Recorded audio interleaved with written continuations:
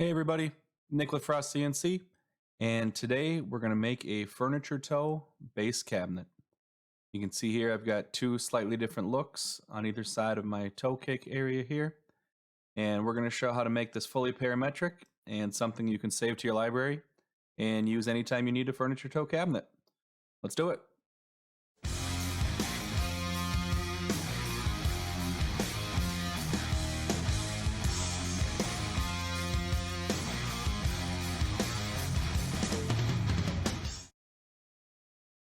All right. First, make sure you watch to the end of the video. I'm going to point out some common mistakes people make when first starting to make their own parametric shapes. And as always, subscribe and like the video. I've got a lot of new content planned, so make sure you're following along. Okay, before I essentially rebuild this part and start over and show you how I got here, I'm going to quick talk about the 6 parameters that you're going to need to make to do this if you're going to follow along. So I just simply typed these in, furniture toe cutout height, and what that is going to do is it's going to define essentially the height from the bottom to the top of the notch here in our shape. Furniture toe cutout inset distance on the bottom, essentially defining the distance in here to where the design starts. And then the same thing here on the top, set at 7 inches now. That's essentially the distance in here to this notch. And then of course we've got the notch height, basically this distance right here to create this notch look. And then on the left side, I'm going to show how to make this curve with a radius in the shape right here. And then I'm also going to, on the right, show how to do that with a bulge to create a more subtle curve, depending on the design you'd like to make. So go ahead and press pause and fill out these 6 parameters simply by typing them in the open spots. And when you're ready, continue on. So first thing I'm going to do is I'm actually going to look at the face of the cabinet, and you can see that the bottom rail here is set to 1 inch. And so if I go to parameters, I'm going to go and select one, and I'm actually going to go find that parameter here in the face category called bottom rail width for base cab. In your construction method, this parameter is ultimately controlling the width of that bottom rail when you drag a new cabinet into the room. So I'm going to press OK here and bring that into the job, and you can see it right there. We're ultimately going to use this parameter BR in our formula for this furniture toe base. And then ultimately I'm going to show kind of a pitfall at the end and making sure that we use this correctly. So in order to, I'm going to rebuild this toe first. So I'm going to go to the parts list. You can see here bottom rail. And I'm going to go ahead and press rebuild and start over.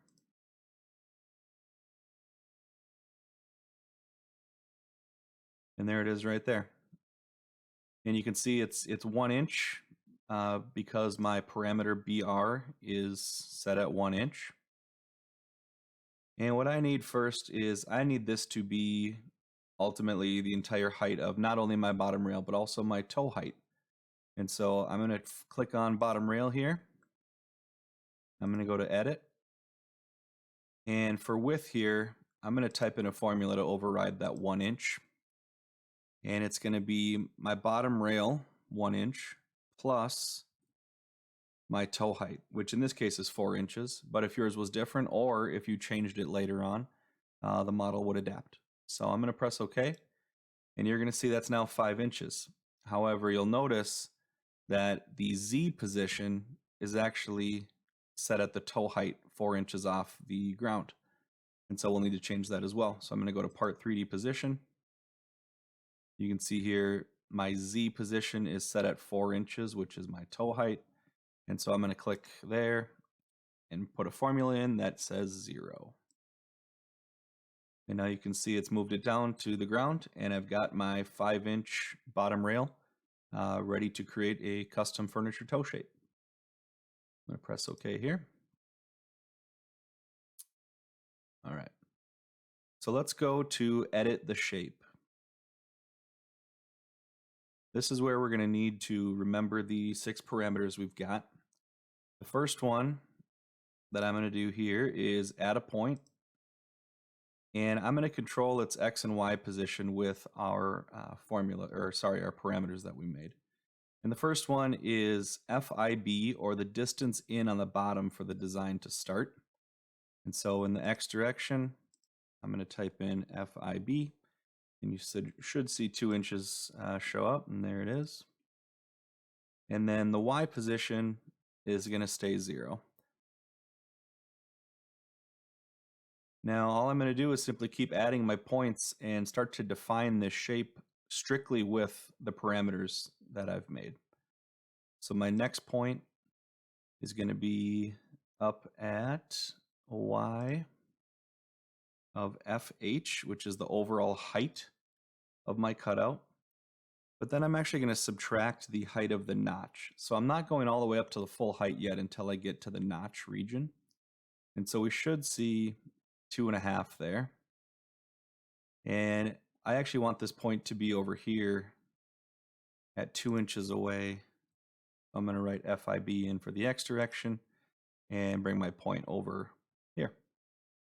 Now we're ultimately going to radius this point, but we're going to come back to do that. So I'll keep going here. I'm going to add a point.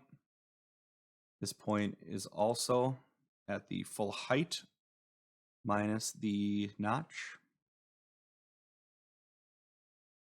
Now the X distance over here is the inset top, which we've set to 7 inches for this example currently.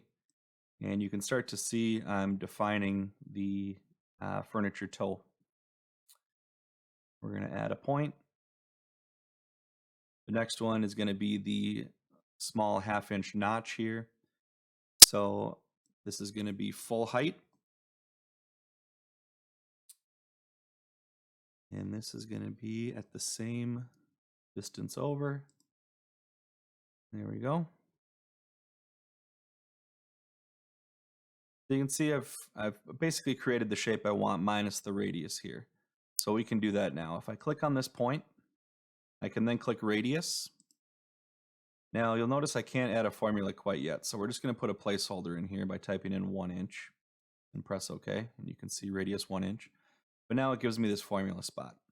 And so this is where we're going to put in actually our parameter for the radius, furniture radius FR, and press OK. And you can see now we've got a parameter to control the radius. Now this is one thing to look out for. You can see I've messed up the shape a little bit, and that's because my radius is currently set at a value larger than one of the sides here. So you can see 2.5 inches up from the bottom, and because my radius is larger than that, it tends to mess up the shape here. So one thing you'll need to watch out for when using this. All right, so let's go do the other side here. I'm going to add a point, and the first point I want is 2 inches over on the bottom. And I'm going to do that with a part L, which calls out the full length of the part. And then I'm going to subtract my parameter, FIB, to define the distance on the bottom. And then my Y distance on that one is at 0, all the way down at the bottom of the part. We'll add another point here. And this one, for the bulge side, to show that example, I'm actually going to skip this point right here. We don't need this point to create a bulge in our line here. And so I'm going to skip straight to this point right here. And that distance over is part L minus FIT. And that Y distance is furniture height minus the notch. Okay. Oops. Next thing I'm going to do is I'm going to add a point here to, again, create the notch that I had over here. That height is full height. And that distance over, again, is part L, or the full length of the part, minus FIT. And there we go.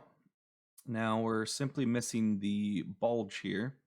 And we can add that by simply clicking on this line segment. And now you can see we've got a spot to put a formula in for the bulge. Now I know this one needs to be negative to work. So we're going to go 0 minus FB our bulge parameter. And you should see a negative number. There it is. And there we go. We've got a slight curvature there. So two different ways to get the curved look, one a little more subtle than the other. So let's go ahead and press OK. And there it is. There's our furniture toe base. And now it should be fully parametric, so let's go check that out. I'm going to press OK here.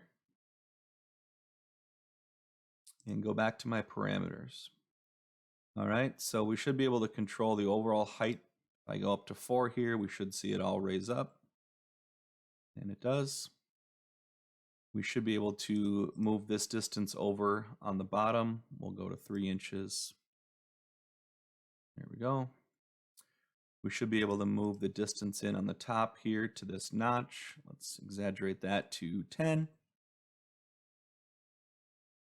And then we should be able to control this notch. This is only a 1/2 inch. We could go a little more.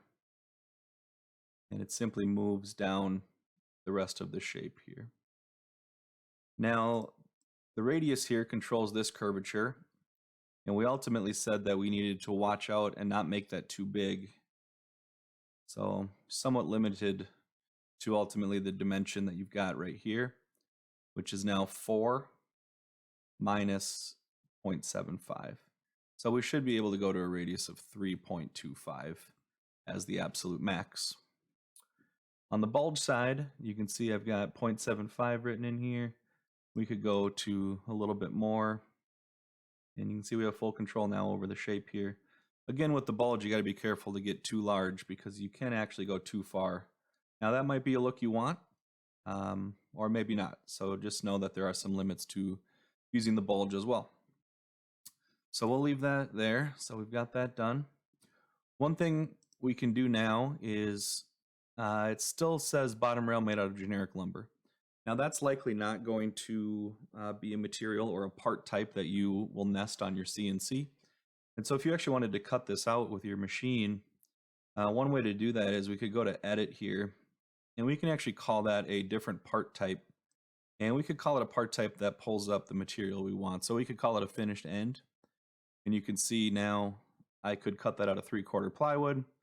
And now in version 10, I could go ahead and change this to anything I'd like. So now we could cut this out of 3/4 MDF and use it as a template or however you'd like to do that. Now, the other thing we've got to watch out for is changing this bottom rail right here on the face screen.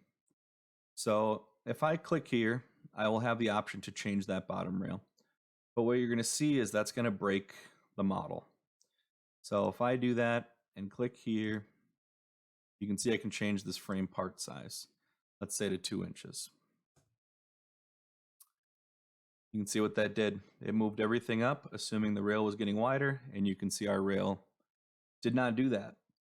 And the reason for that is because we called on this parameter here, BR, to control ultimately the height of our toe, and BR is not changing. You know, we're essentially overriding that parameter here at the face by doing that. And so I'm going to show you another way to make sure this stays parametric and stays working. I'm going to press clear, and I'm going to quick rebuild this out. Let's reset. And you can see now, ultimately, this will be parametric. So anytime you want to use this in the future, after you save it to your library, you can clear the face and build out any cabinet you'd like. But I'm going to quick rebuild what I had. So we'll do a split, horizontal split.